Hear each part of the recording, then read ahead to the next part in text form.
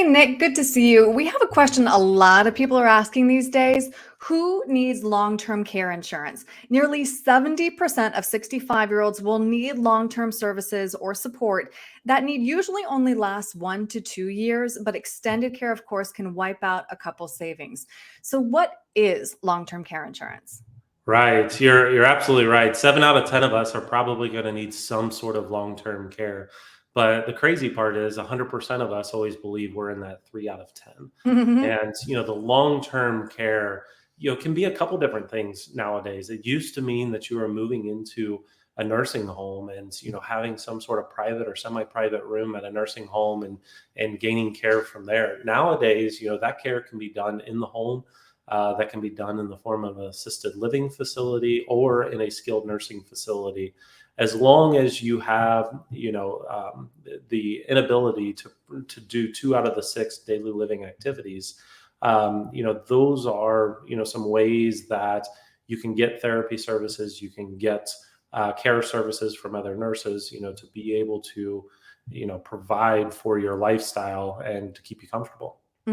Okay, so maybe the most important question here, does regular health insurance or Medicare cover long-term care? It may. This is a question that is determined on an individual basis. And when it comes to Medicare, yes, it will cover for parts of your long term care stay, but it will not cover for all of your long term care stay. There's different things that will pay for the first several days, but then you have to keep improving, while you're on Medicare, for them to continue to pay. If you start to digress and start to falter backwards, at that point in time, Medicare is not a long-term care, um, position. They're not going to continue to pay unless you are improving. Okay, so how does long-term care insurance work?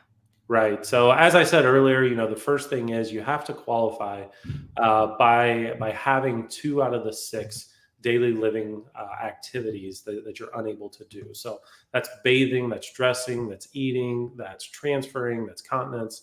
If 2 out of 6 of those you're unable to do, you're going to be able to qualify for a long-term care facility or to have a home health aide come in and help you with those activities. If to be able to qualify for long-term care, typically, it's like a life insurance, policy. We can't qualify for it after the fact. We've got to be able to buy that in advance and protect ourselves later on. So for some people, this is something that's very important. For other people, there may be some other opportunities that we can talk about to be able to protect assets. When is the right time to buy it?